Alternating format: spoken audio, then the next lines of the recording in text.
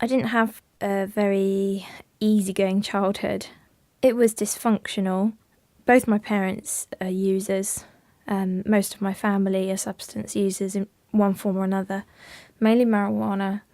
Certainly my dad, amphetamines, all of it, whatever. He took everything under the sun. I grew up in an environment where people used recreationally, daily, ritualistically. And I kind of wanted to rebel against that. So I grew up kind of trying not to be my parents, and I really, really wanted to be a very kind of conforming person and a very straight-laced person.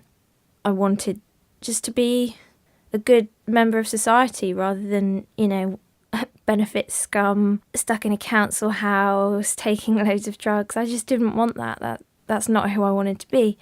I really, really, really tried hard to grow out from that, and I think I did it for a while. I left home when I was 17. I started working full-time when I was 16.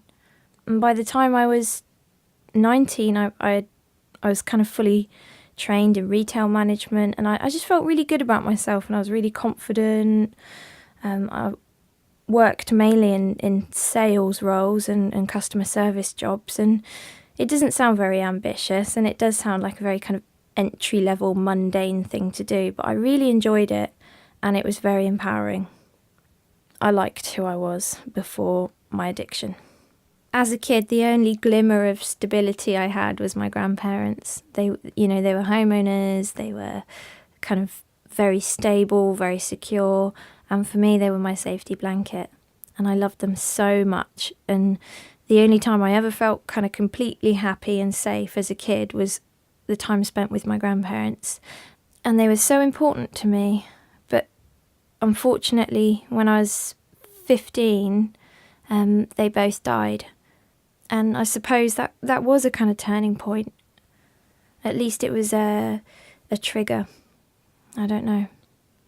When I think about these things and when I ask myself these questions and wonder where it all went wrong, it makes me feel really bad and it makes me feel really upset, and I get really down.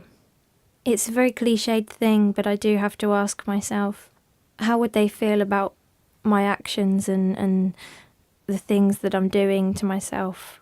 And I can just see their faces, and I want to get clean because I don't want to let them down.